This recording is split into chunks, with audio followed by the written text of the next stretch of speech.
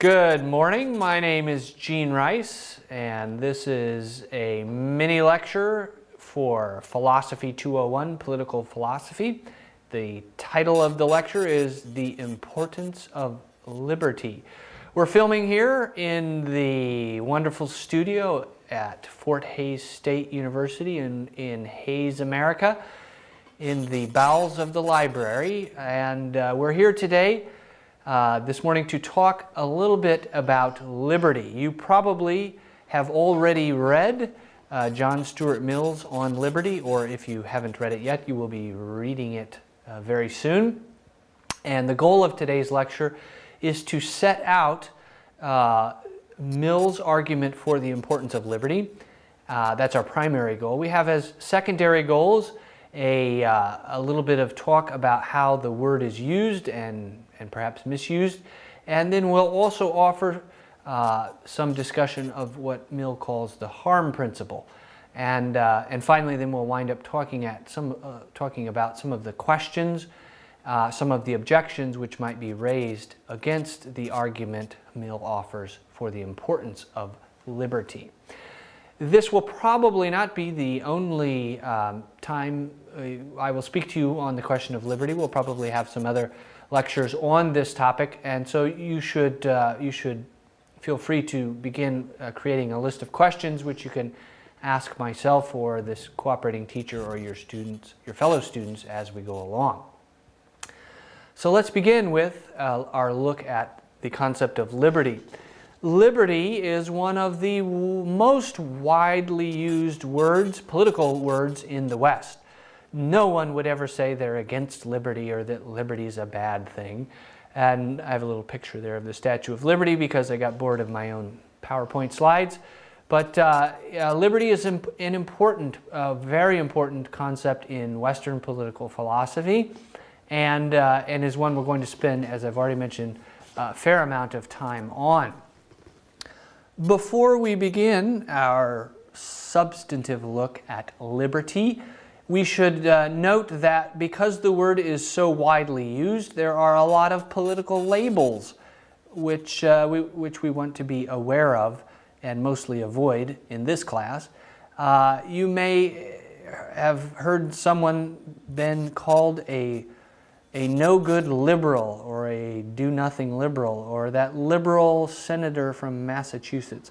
And in America, the word liberal, at least for some people, takes on a negative connotation, as in someone who is politically too far to the left.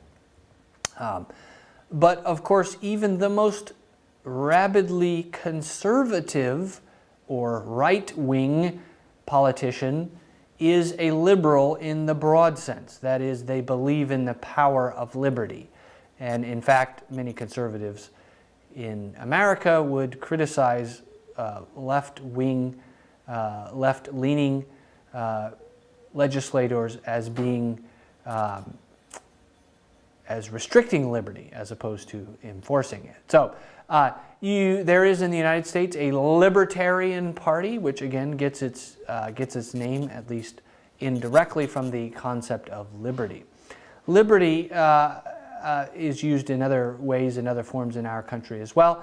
But the point here for this class is that we're going to avoid using the word that way. When we talk about the word liberty, what we have in mind is its original connotation, which comes from the word freedom. And so when we talk about liberty, we will reference the idea of freedom, and the idea, of course, that freedom is basic or somehow ethically foundational to our political theory. So again, we'll be mostly talking here about John Stuart Mill and his famous essay on liberty, which is published in 1859. And Mill says this, I quote, "Over himself, over his own body and mind, the individual is sovereign." End quote. So when we think about liberty and the idea of liberty, we're going to be talking, at least most importantly, about Mill's concept of liberty. And this is the idea that we control our own minds and our own bodies. And we are, again, the word sovereign comes from the word king, as we had seen in previous lectures, and this idea that we have absolute or near absolute control, we should have near absolute control over what goes on in our minds and in what we do with our bodies and what is done with our bodies. And so this idea of liberty is, as Mill says, is a foundational one, is one of the political ideas upon which everything else is built. So we start with liberty, he says, and then we can build up from there. And so let's begin our look at this important concept by looking at the argument for. And this argument is contained in the essay itself, but nonetheless we want to be, because the idea is so important, we want to be very careful that we flesh out the argument as best we can. And so that's our primary job today, is to flesh out that argument, and we're going to do that with the help of a contemporary American philosopher named Joel Feinberg. We're going to flesh out that argument, and then we're going to submit it to critical thinking. We're going to say whether these premises and this conclusion seems to follow, and whether it is a valid and sound argument. So let's begin here with the reconstruction of John Stuart Mill's argument for the priority of liberty. In philosophy, when we get to important ideas, we want to know why people should believe them. And we often then, in order to be as careful as possible, will outline the arguments for believing in one idea as opposed to another. An argument is a set of reasons for believing a particular conclusion. In this case, we have 4 interconnected reasons which generate the conclusion that freedom to choose, even if we choose poorly, promotes the good of the person. This is Mill's basic argument. And Joel Feinberg is a philosopher who has outlined these 4 premises, and I think they're a very good way of getting at the heart of what Mill said in that essay on liberty. And they remain important elements of the argument for liberty today. So even today, as one country talks to another, and as some countries promote liberty and others attempt to limit it or promote other ideals in lieu of certain kinds of liberty, this argument remains very important. So let's take each of these premises one at a time. The first premise then, humans' highest good is flourishing. Let's pull this premise apart. A premise is just a reason to believe something. So the first reason to believe that conclusion we had just identified is that if we are humans and we want to flourish, we should be free. Our highest good is flourishing. And here, the word flourishing has a specific kind of meaning. Flourishing does not mean merely being physically happy or physically satiated, feeling a physical feeling of good. Flourishing is involving the whole person. And it is as the definition there says, is a self-realization. And so we might make a comparison with a plant in order to identify what it means to flourish in Mill's sense. Suppose you look out at a tree, and the tree is alive, but only barely. So it's mostly you can zoom in on that wonderful picture there. It's mostly dying. It's a little bit alive, like many of the trees in my yard. It needs water, perhaps. It's mostly dying. And suppose it were an apple tree, and there was only one sad, shriveled up little apple there.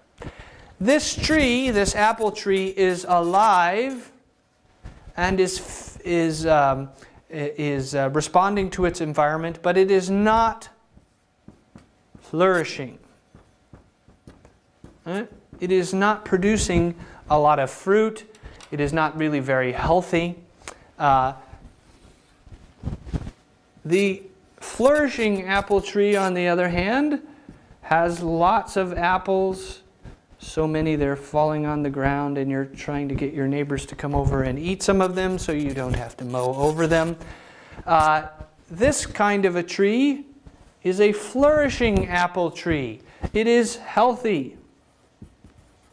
Right? It is obviously also alive, and it is bearing great fruit.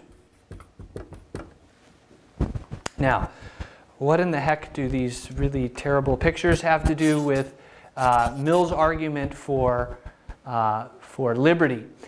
Mill's first premise says, in order to be a truly flourishing person, you need to be free.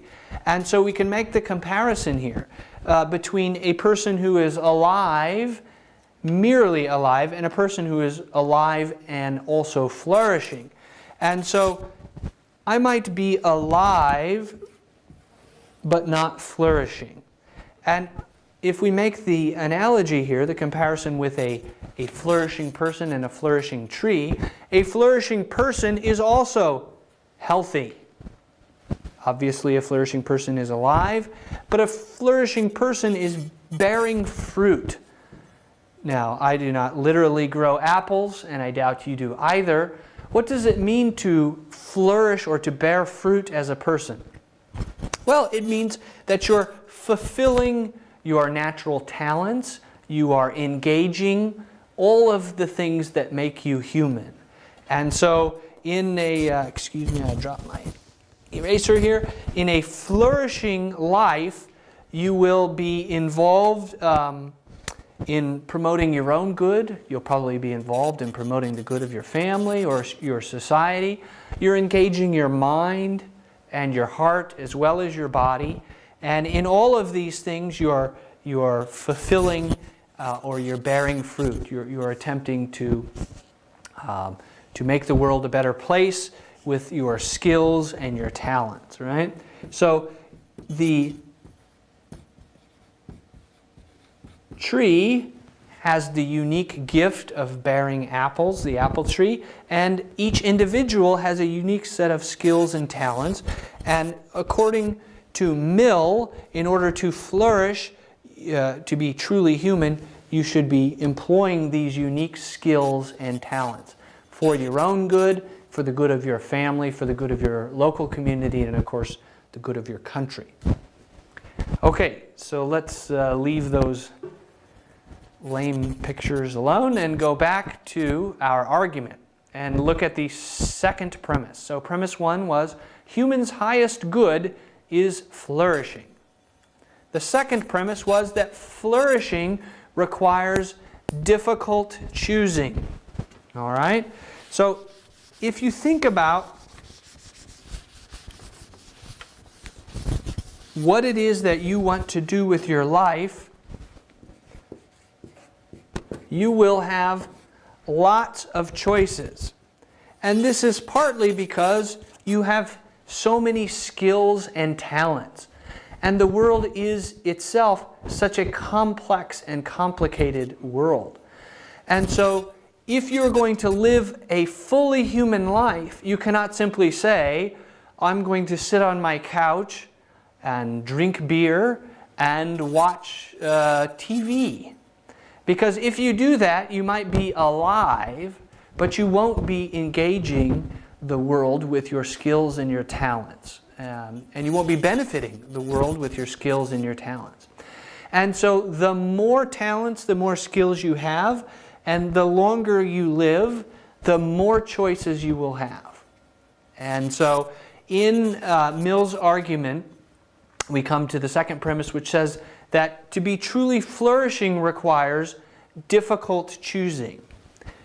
The choosing is difficult because there are many choices,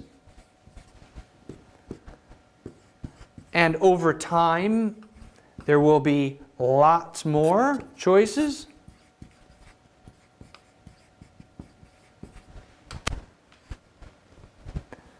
And perhaps most importantly, because sometimes one choice then removes other possibilities.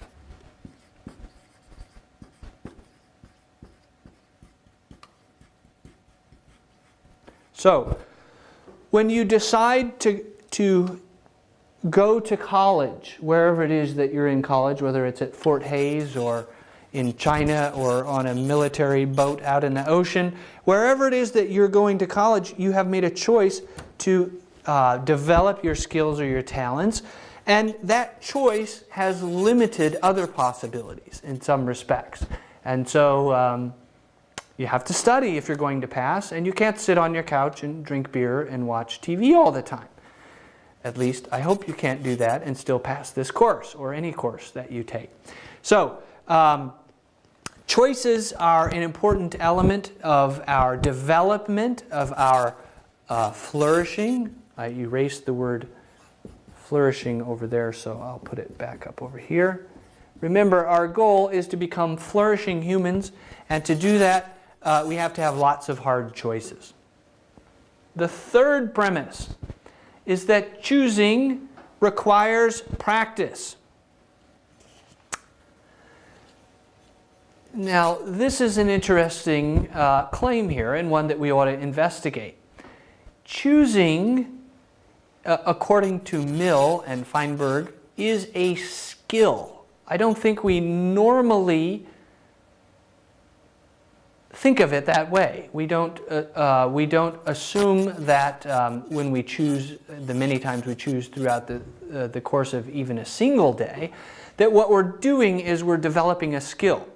Now, what is a skill? A skill is a habitual way of acting or thinking in a particular area. And so, if I want to ride a bike, I had better have the skill of bike riding, of balancing a bike.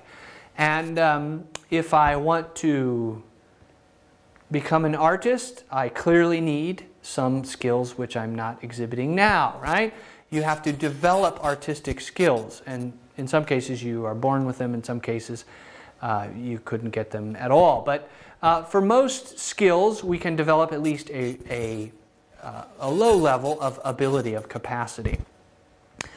Mill says, if you want to be a flourishing person, you have to make hard choices, and you have to practice choosing. All right? So there is a skill of choosing. And that skill requires practice. And to be human then, to have a chance at a flourishing life, is to practice your skill and practice it at increasingly difficult levels. And so, although, as I mentioned, we might not initially think of choosing as a skill, if we look at how we teach children, I think it becomes clear that Mill is on to at least something here. Because I do not, for example, my own children, I do not have my son Peter choose whether he would like to drive the car up on the freeway. Even though I'm sure he would love to try that, that choice is too difficult for him at this point. He's not ready for it. He can't even ride his bike up on the street yet, his bicycle, because he does not have the proper skills for bike riding, and he has no skills in driving a car yet. And I don't know, maybe he never will. But in order to develop our skill of choosing, we have to practice it. And we have to practice it, as I said, at increasingly difficult levels over the course of our life. And so we don't start out teaching children or giving children really difficult choices. We give them easy ones. Like, do you want apples or peaches with your dinner? Or, when the children get older, they can maybe choose what they want to wear or who they want to be friends with or something like that. And eventually we get up to the really hard choices, like, what are you going to do with your life? And are you going to get married? And what's the meaning of it all? And who will you vote for? So, according to Mill, choosing is like a skill, and it requires practice. And if we want to be a flourishing individual, we cannot avoid the development of this skill, this crucial skill. All right, to the fourth and final. Oop, I went the wrong way there on mine, sorry. The fourth premise is that the more difficult the practice, the stronger the resulting skill. And I may have already kind of hinted at this in the last premise when I was describing it. But this is the idea that if you want to get good at the skill of choosing, you have to choose increasingly difficult, choose in increasingly difficult situations. So if you might imagine, again, take a child, we bring the child along in the difficulty of their choosing. And when they get to be 18, or 19 or 28, then they can start really choosing on their own the really important things. And in a similar kind of way, Mill says that if we want to be a truly flourishing human being, we have to choose even the very difficult things. We cannot avoid them, or we should not avoid difficult choices, because this is how we practice. Again, you might, if you wanted to be a great volleyball player or a great basketball player, when you get to be 18, you can't be practicing against 10-year-olds. That's not really fair to the 10-year-olds, but you're not going to get any better. Right? If you're 20 years old and you're playing against little kiddies, you're not going to improve your skill any. And so Mill says that we need to allow human beings, individual humans, not only to choose, but to choose even in the most difficult of circumstances. Because it will be in that difficult, in those difficult circumstances that we really hone our skills of choosing, and that will lead then to a truly flourishing individual life. So, those four premises lead to the conclusion that the freedom to choose, even if there is a danger of choosing poorly, will promote the good of the person. Right? So, some of the choices that we make, Mill is well aware that they could lead to bad consequences, right? I might eventually choose to become a race car driver, and I might eventually be involved in a bad accident because I'm racing automobiles at high speeds.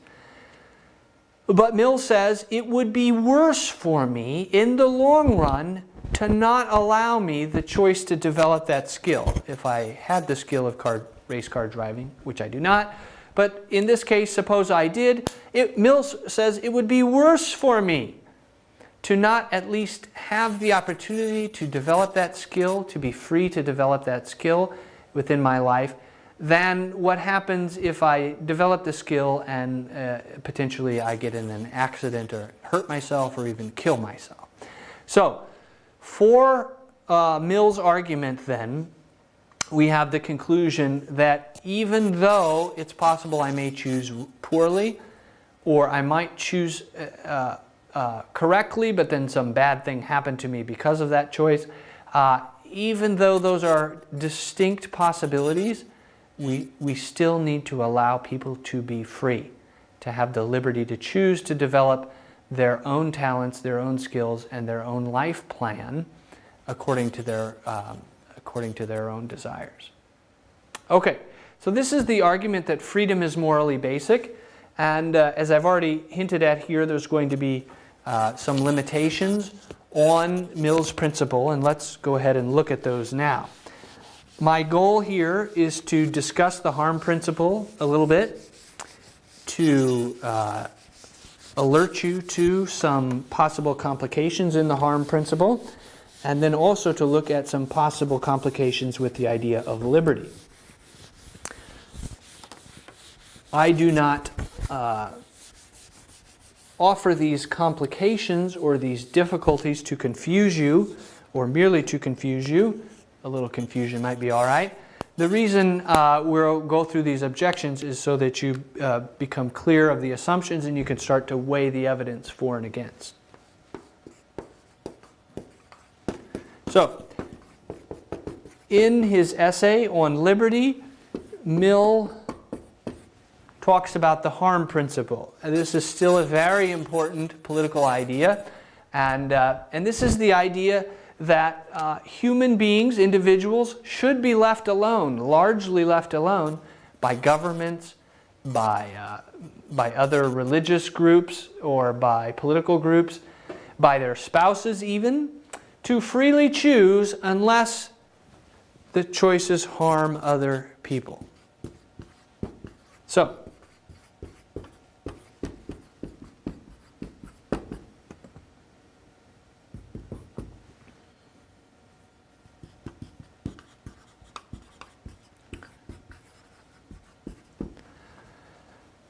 this is, I think, a pretty intuitive, that is a pretty commonsensical concept or principle. And Mill offers it as the primary limitation on the pursuit of individual liberty. So we could take a lot of simple examples here. Suppose we believe that Mill is right. He says, well, I can be free to choose to pursue anything I want, as long as my choice doesn't hurt other people, and that is the primary or the only limitation on my individual freedom. So, if it bothers you that I like to keep my hair short, Mill says, well, tough. It doesn't really hurt you. If, however, I use the clippers on my head and I try to go over and cut off your hair, Mill would say, well, then I have crossed the line. I am no longer free to do as I had so desired, to cut off your hair, because it would harm you, or at least potentially could harm you. And we'll talk about some limitations on this here in a second. Obviously, murder, rape, torture, stealing, those sorts of things are all going to be outlawed under the harm principle. So, murder, torture, stealing. We are not free to pursue our desires, our freedom, in these cases, because these obviously hurt other people, right? And so the harm principle outlaws them.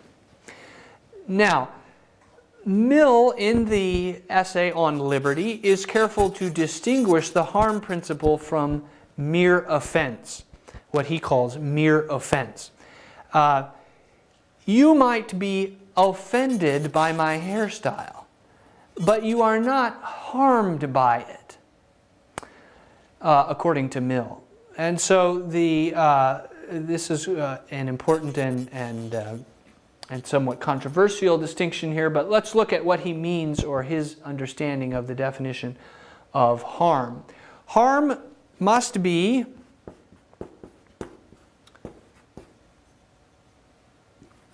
actual or imminent physical harm,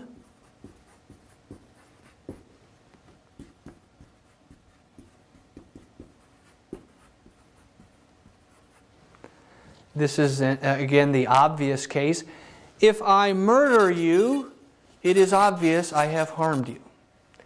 If I assault you, it is obvious that I have harmed you. Suppose I were coming at you with a knife and an angry look on my face. Mill says, well, then the harm is imminent, and the government, for example, would have a legitimate reason for stepping in and limiting my freedom by tasering me or shooting me or tackling me, right? So that I don't harm you. So it doesn't actually have to have happened for the harm principle to limit our freedom. So imminent just means it's very likely to happen in the near future, and that harm will be physical, and if those conditions are met, then the government or other people have a moral reason to intervene and limit our freedom. All right? But Mill knows that we can hurt people in all kinds of ways that are not merely physical. And so we could harm a person's,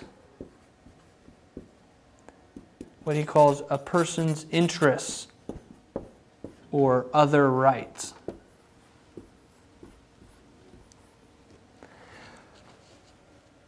So, suppose I swindle you, I cheat you out of some money. Let's say you and I were in business together, and I cooked the books, I altered the financial statements so that I got all of the profits and you took all of the losses. Well, I haven't physically harmed you. I did not assault you or attempt to murder you or anything like that, but clearly I have harmed you. And my lying and my cheating and my stealing your right to the profits is, under Mill's principle then, immoral and should be outlawed or should be attempted to be prevented.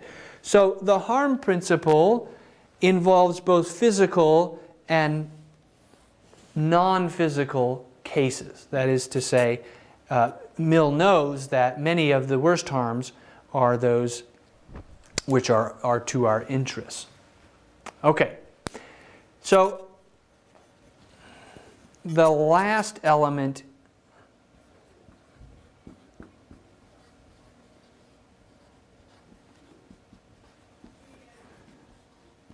we'll identify here is Mill's distinction between self-regarding harm and other regarding harm. Okay, this is in the PowerPoint, but we'll put it up here. Mill says we have a common sense idea that of the distinction between when we're harming ourselves and when we're harming other people. Joel Feinberg uses the great example of a person who drinks too much alcohol. And he says, we know that a person who drinks alcohol, a bachelor, a person who's not married, who, let's say, drinks too much alcohol, gets drunk in their basement, is doing some harm to their brain cells and to themselves, perhaps. But it's not the kind of thing that we ought to intervene and prohibit people from doing because it's self-regarding. It only hurts the individual who's doing it. Now, compare that case with this case. Suppose the town sheriff, while on duty, gets drunk. Right? So the person who's in charge of keeping everyone safe is in their police car and they're drunk. They're had too much to drink. That, Feinberg says, is clearly other regarding kinds of harm. And so, according to Mill and according to Feinberg, if your actions obviously harm others, then they can be restricted, then they can be limited legitimately by the government. Okay, so self-regarding harm, except in extreme cases, is not to be limited. So, we kind of crossed that out. Except Mill seems to make exceptions for cases of slavery.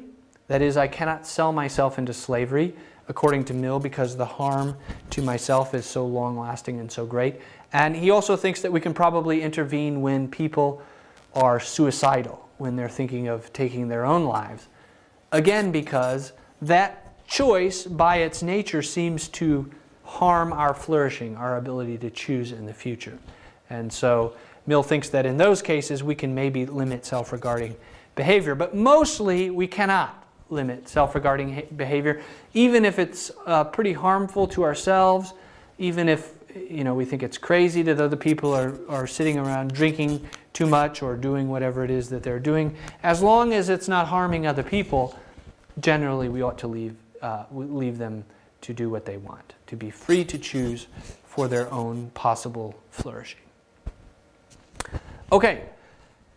Now, so that's a rough and ready idea of the harm principle, and I mean, you probably have already yourself thought of some good questions or exceptions to the rule, and so now I want to turn a little bit to some of the controversy around the harm principle and look at some objections to it. So I'll leave HP as a acronym for the harm principle. I'll leave that up there, and then we'll think about some objections. I have already mentioned that the harm principle has a pretty powerful foundation in common sense. We seem to, at least I seem to, and I would think maybe you would seem to also make these kinds of distinctions between hurting other people and doing something which only hurts myself. And also this idea that although it's a good thing to choose, as soon as you start choosing actions that hurt other people, well then you've crossed some kind of boundary.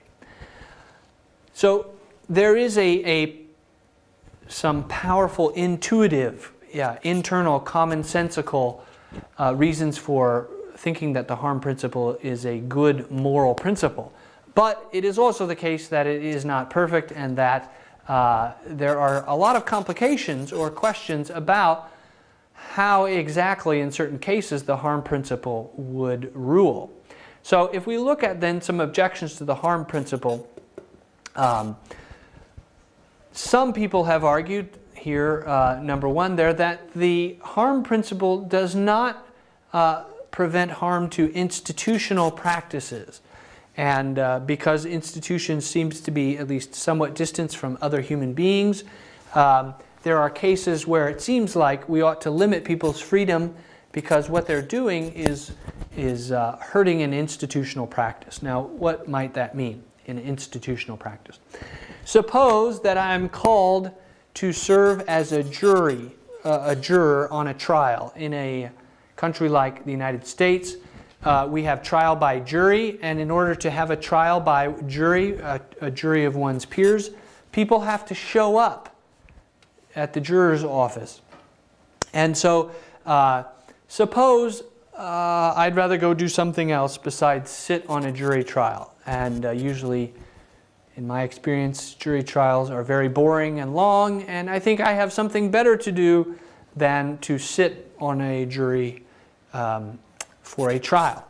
If I skip out on my responsibility to sit on the jury, it seems like I have harmed the institution. Now, there will be other jurors, and probably they will find enough people to run the trial, but nonetheless, it looks like I shouldn't be free to skip that because I'm hurting an institution or a particular institutional practice.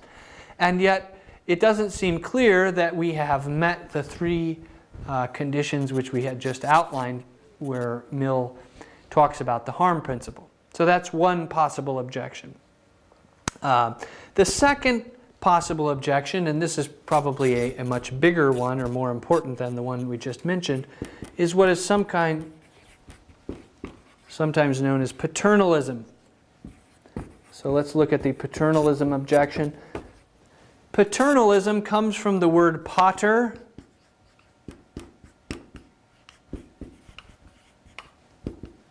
which is from, or is the word father.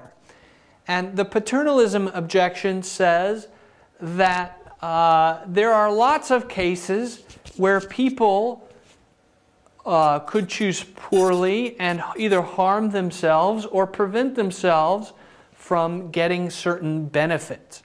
And in these kinds of cases, the paternalist says that we ought to intervene or to limit freedom.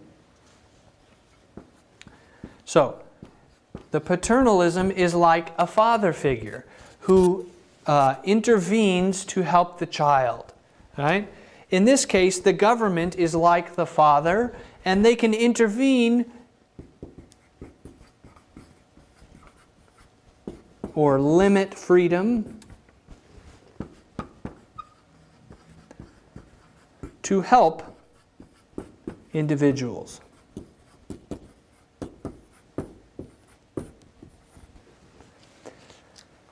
There are lots and lots and lots of cases of this in our country, in the United States, and in most other countries around the world. There is this tension between helping people, either preventing them from hurting themselves or helping them achieve some benefit, and individual freedom. And so we have a real tension here. And I could just give you an example or two. In the United States, people are not free to use certain drugs. So cocaine or heroin or methamphetamine. The government says, they intervene here, right? And says, this is so bad for you that we're not going to allow you to choose to use it. Okay? This is a case of a government limiting freedom, limiting choice, because they're worried about individual safety. All right? In Kansas, we have a seatbelt law. So when you get in a car in Kansas, you have to put on a seatbelt. And if you get pulled over and you don't have your seatbelt on, you get a ticket. You have to pay a fine. Last year when I was in China, the taxi cab drivers laughed at me when I put on my seatbelt, even though they were driving 120 miles an hour in traffic going the wrong way. You don't get fined, I don't think anyway, in China if you're not wearing your seatbelt. In fact, most of the cabs I rode in didn't have seatbelts. At any rate, in America anyway, this is a limitation on individual freedom. The government is saying it's so important that you be safe in the car that we're going to try and force you or coerce you into wearing a seatbelt. I'm sure you can think of lots of other examples. I used the example of drugs, or certain drugs. I mean, alcohol is legal here, but it's a drug. And seatbelts, but there are lots of other examples. The government limits our freedom in all kinds of ways. Speed limits are limits on freedom. Who can get married or not get married. The debate on homosexual marriage is also, of course, a limitation on freedom. And so the government, in our case and in most cases, has lots of paternalistic limitations on freedom. And so this is a big objection or a consideration, a point of consideration for us. Other objections, some people say that we should limit freedom to prevent offense.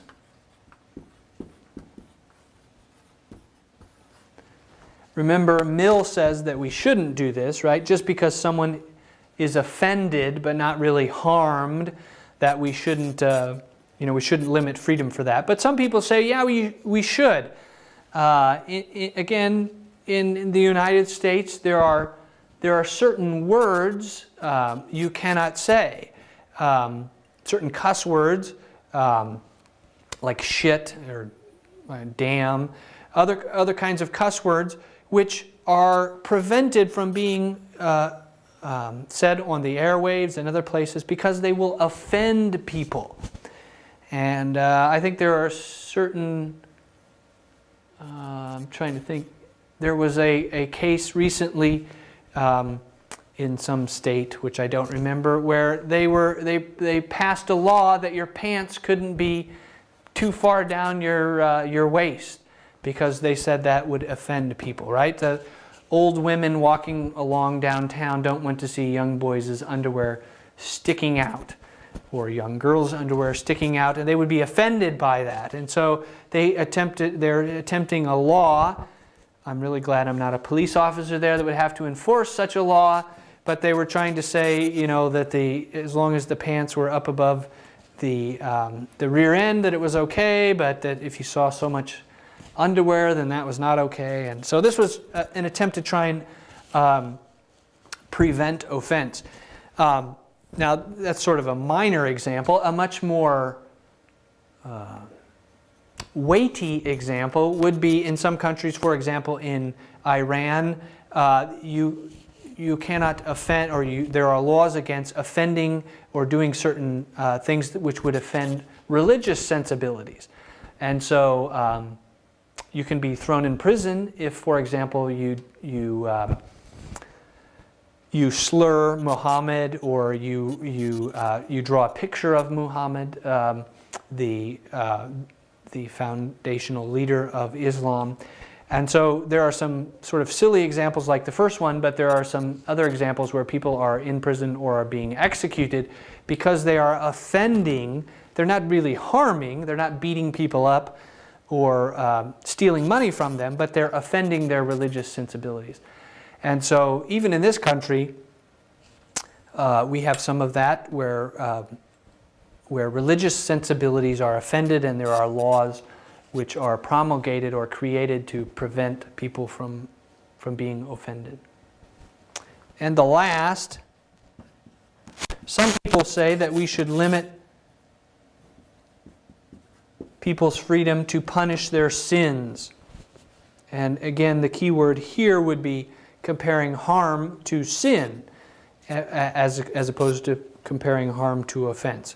So all of these here are objections to the harm principle, right? Or complications to the harm principle. So let's take the example of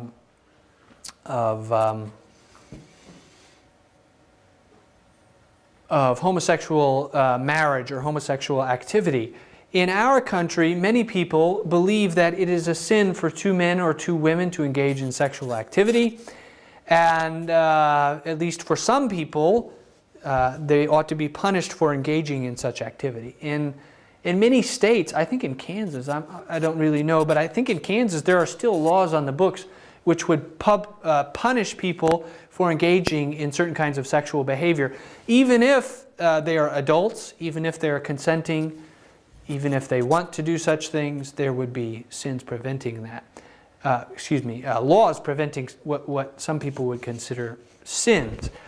And so in this country and in almost every other country that is a religious country, even if it's not a theocracy run by religion, even if it's not run by religion, often there will be limitations on freedom or objections to limiting intervention only on harm based on some other criteria like sin or offense. Okay, that's a lot of ground to cover, and I don't suppose that all of your questions have been answered, or that you feel completely at ease with the harm principle. But I wanted to introduce some of these objections because these are no doubt ones which will come up as we move along, as we do our small group work, and as you talk about these things in your class and do your assignments in your reading that are relevant to the harm principle here. Okay, let's go to our final topic for the day, which has to do with some objections to the idea of liberty as being foundational. So remember, we'll step back. This is turning into not such a mini lecture. Let's step back and recall that Mills had an argument that we looked at very carefully, which said that the most important, or one of the most important political ideals was freedom, was liberty, that we wouldn't really develop as human beings unless we were free. And so we looked then at his limitation on that in the harm principle and some objections to the harm principle. Now let's step back and look at some objections to the ideal of liberty itself. Actually, before we do that, let's look at some related issues. I'm sorry, I jumped ahead a slide. In discussing freedom, there are some related issues. And before we get to the objections, let's look briefly at those. The first has to do with private property. And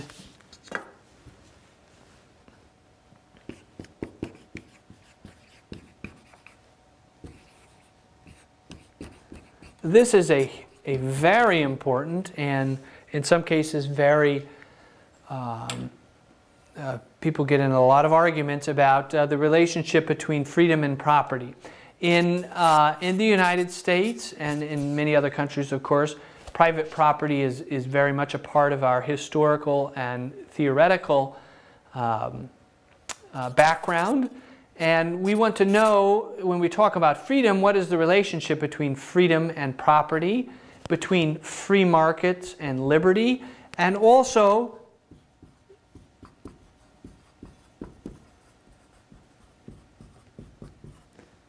natural resources.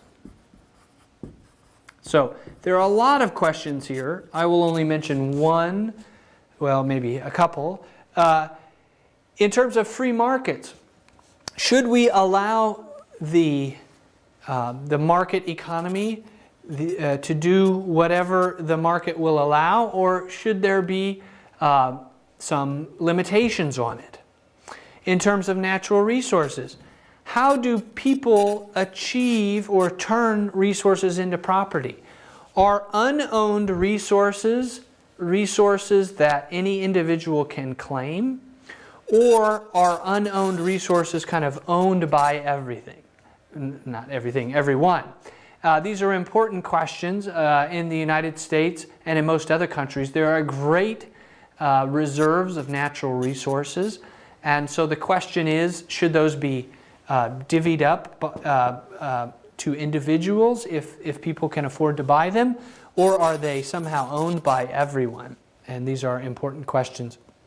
Of course, in the example of free markets, we also have the issue of globalization and the exporting of free markets.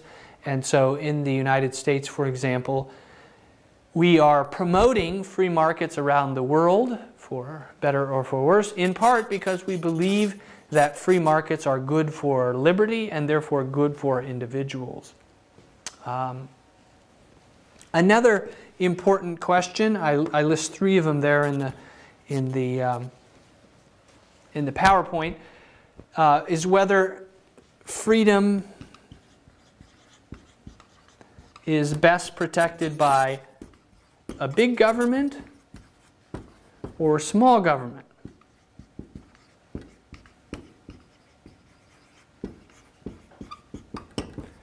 And in many liberal countries, there's an ongoing debate about this, right?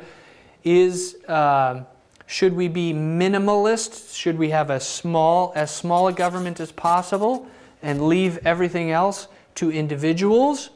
Or do we need a big government to ensure that people really are free? And that leads us to that last bullet point where I list types of freedom. And we'll look at this a lot more as we go on this semester, but there are distinctions between negative and positive freedom, between sometimes what's called formal and material freedom. This negative and positive we'll spend some time on when we talk about libertarianism, but let's talk briefly about the difference between formal and material freedom. Formal freedom is that there are no legal or political obstacles in your way. So I am formally free to run for President of the United States. That is, there's no legal opposition, no unfair or unjust law. I am free to try and raise enough money and so forth to become the President of the United States. Materially, I probably don't have the resources to run for President of the United States. Nowadays, you have to be extremely wealthy or be connected to people who are extremely wealthy in order to run for political office at the national level. So this distinction, we'll have some reason to think about it as we go along, but some people will say, as long as there are no obvious restrictions to your pursuing a course of action, then you're free to do it.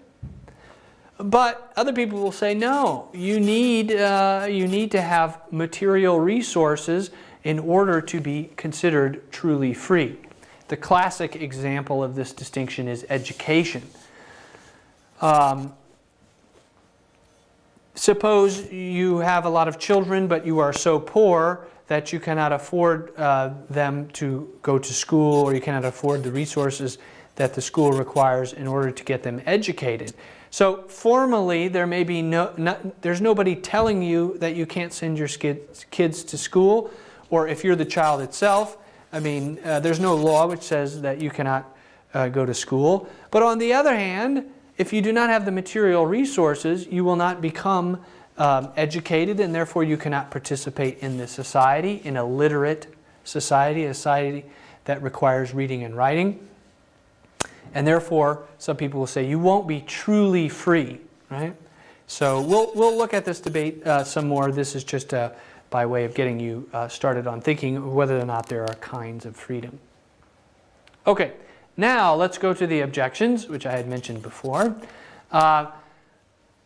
In thinking about liberty, we can think of, these are just two objections, there are probably many more, but many liberals, that is, people who believe that liberty is ethically foundational, ethically basic, among those people, some people will object and say that they only presuppose the primacy of the individual over society. And this will be an objection and a debate which we'll think about a lot this semester. So you have an individual and a society. Which do we put first? Is the individual first and the society second? Or should the individual be second and the society first? How do we relate the individual to society? Obviously, liberalism and Mill's view of liberty say that the individual should come first, right? And that the government can only intervene in limited circumstances where there's going to be obvious physical or harm to one's rights or interests. But many other cultures and many other governments would say that the opposite is true. That really there is no individual without the society, and so it's the society that ought to come first, right? And so you can think of, socialism and some forms of communism. Sometimes it's called communitarianism.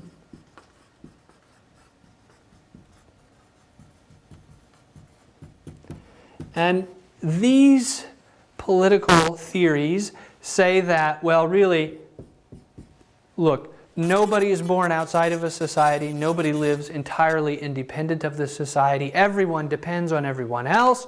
And so, yes, individuals are important and they're fine, but really the most important consideration is the society. And when we think about this objection, we have entered the realm of metaethics, that area of ethics where we're talking about very large and abstract conceptual problems. Because when we ask ourselves, what am I? Am I first an individual and then only related to members of society kind of independently and secondarily? Or am I a member of my culture and society first?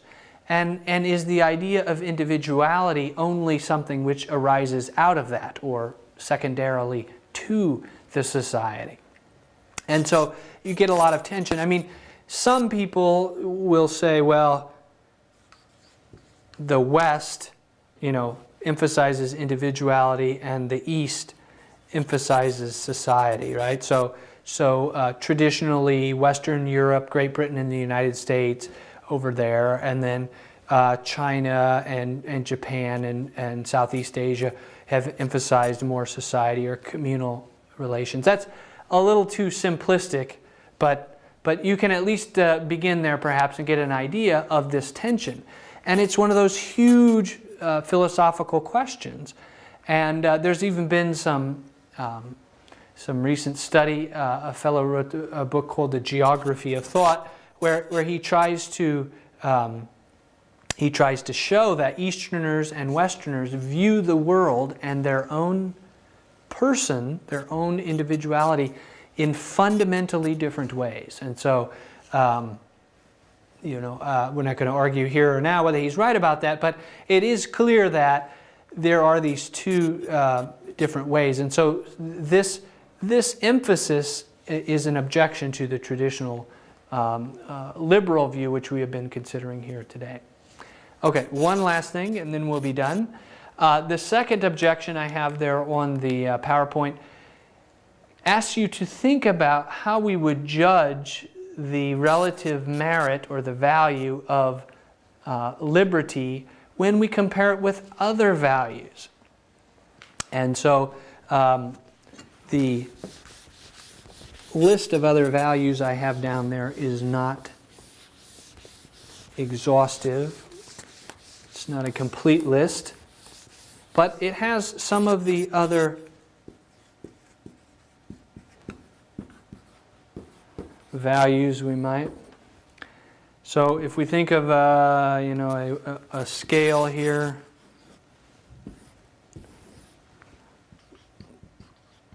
if we have liberty on this end of the scale, it's not as though this other end is worth nothing or has no other candidates to consider.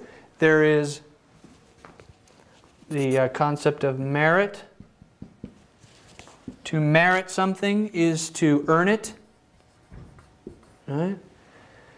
So, for example, suppose you had worked very hard in your company and you had earned every right to the promotion, and the boss says, "Nope, I'm free. I'm going to give it to my idiot son." And so you have two competing values here, right? You earned it. You merited the raise, but the boss might have been free to give it to his idiot son or daughter who did not do anything to earn the promotion. All right, it's just an example. Over here we might also put the value of love. Right? Some people will say, well, look, you can be free all you want, but that's not a very flourishing human life if you don't love anybody or nobody loves you. Another doozy, which we'll spend a lot of time on this semester, is equality. How do we weigh the relative merit or the value of equality when compared with freedom or liberty? And lastly,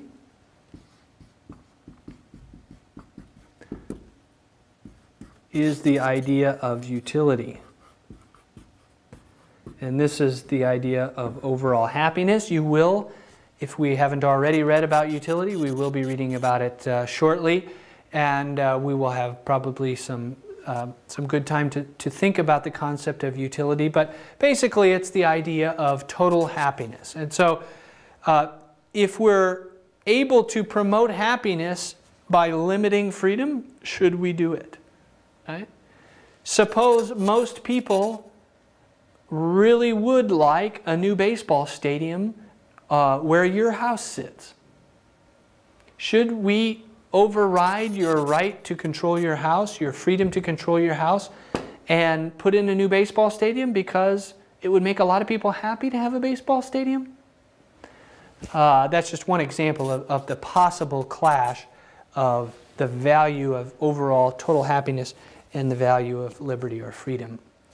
And so in the remainder of our course, we're going to spend a lot of good time thinking about these objections or these considerations and thinking about liberty and the value of liberty in our own lives, and also, of course, in our nations and in our countries, about how our governments, whether we're in the United States or Great Britain or China or somewhere else, how our governments weigh out these values and how they should. In other words, we will do some philosophizing about the weighing of these different values. So that ends the discussion today on liberty. The next lecture we'll consider further some distinctions within the idea of liberty, and so we'll have some good thinking yet in front of us.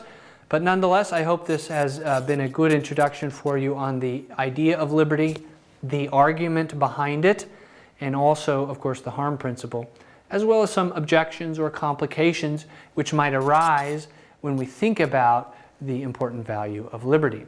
So, with that, I will sign off, and I will see you again soon.